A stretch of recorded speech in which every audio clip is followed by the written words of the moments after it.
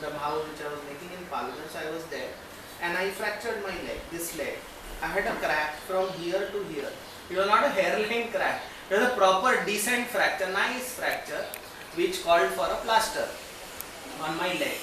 And the moment I told everybody, and this was like this, the swelling was so huge. I was in pain. Next day, I somewhere my intuition said this is a fracture. It has happened. The inevitable has happened. Life will not always be good. You will have problems in your life.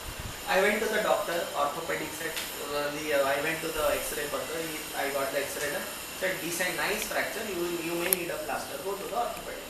Orthopedic, I said, sir, I cannot put a plaster because I have to make that house, the house is happening and I have to go there every day. This is Palghar, 90 kilometers from Bombay, I have to drive every day, come back in the evening, not possible, I cannot put a plaster. If I put a plaster, I will not be able to drive. I said, are you mad? You want to drive with a front, this leg, this is the clutch and clutch wala leg, right, which is used more. Said, do you want to drive with a broken leg? I said, yes, I want to drive. I cannot put a plaster, give me a bed instead. So I put a bed. 6-7 days I did not drive. I gave rest to my leg and I visualized that my leg is healing. After 2 months my sister's wedding was scheduled. So it was a very bad time to have a fracture. So, and for once I did not treat it as a handicap. Yes, 7 days I did not drive. I took my trainings, I did everything during those 7 days which I normally do without even thinking that I have a fracture in my leg. And I did the hypno meditation every night to heal my fracture. After 15 days, and I started driving after 7 days. After 15 days I again did a repeat X-ray. The wound had almost healed, almost it was filled, the fracture was almost filled. The X-ray wala said, go and show it to the orthopedic. I did not go to the orthopedic. I said, why pay 500 rupees to it? It's almost healed, no? So it is healed. I did not do any X-ray thereafter. This leg is perfect, absolutely fine. Now it's just been 2 months. It was a proper fracture. It did not impact my life for 1 second. So when something bad happens with us, the first thought is, God, why me? Because we can see what happened. We cannot see what worse could have happened in that particular situation. So in that situation, have attitude of gratitude. God, thank you, you only fractured my leg. I could have met an accident on that highway and my leg could have been saved. In lieu of that, you just fractured my leg. Thank you so much.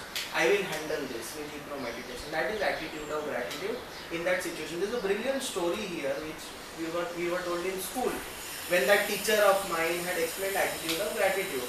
So here was a case of a farmer who was old, he had a son.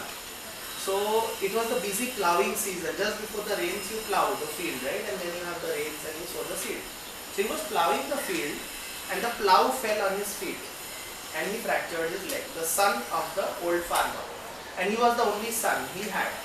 So the villagers brought him to his house and they started sympathizing with the farmer and they said, it's so sad that your son has fractured his leg. Now God is so cruel, God is so unkind.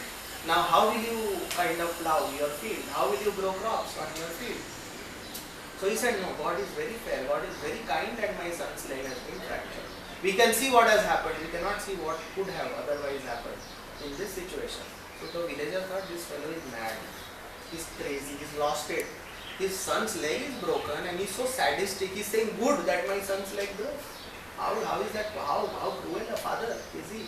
They did not understand what he had to say. They put him on his bed. The son was put on the bed. The Ved came, he put a plaster and he said, 2 months you cannot get up from the bed. The villagers cooperated. They said, we are 200, 300 males. Each one of us will work 2 to 3 hours on your field and we are 200 people. If 2 to 3 hours we work, your work will be done. So we will substitute for your son. Don't worry, your crops will grow the way they are. So this is how God saves. My son fractured his leg, but you people have cooperated and I know now I will get my crops. So God is very fair, God is very kind. They said, we don't agree, God is fair, God is kind. He said, okay, no problem, you will understand where I am coming from. After 4 or 5 days, there was a news that a king from a neighboring state had attacked the king under which this village was there. So the two kings, so this king who had attacked was a very strong king, and this king under whom this village was a very weak king. So he did not have an army which could fight that attacking king. So what he did, he sent a fatwa to all the villages in his province, in his kingdom, saying that every able-bodied man in the villages have to come and fight the war, come and join the army. So civilians were converted into soldiers.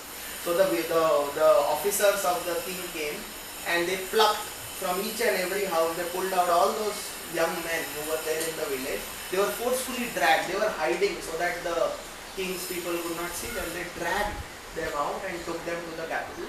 And all those 250 able-bodied men from the village had to go and fight the war at the border.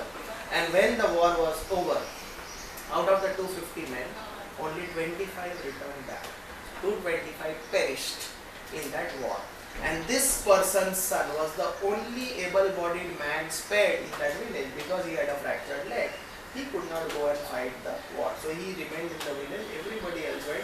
25 returned back.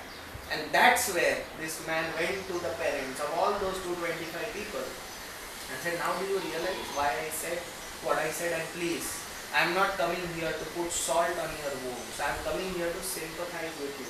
If you have lost your son in the war, it's for a good reason. It's for a good thing because you can see what has happened. You cannot see what worse could have happened to you in this particular situation. So accept the inevitable in your life and move ahead. So that's the attitude you should have in those lows in your life. Rather than cribbing about that low or trying to see negativity in that low, just accept it. Okay, ho gaya, what's the big deal? Sabke life mein hota hai. Everybody's life has peak and troughs.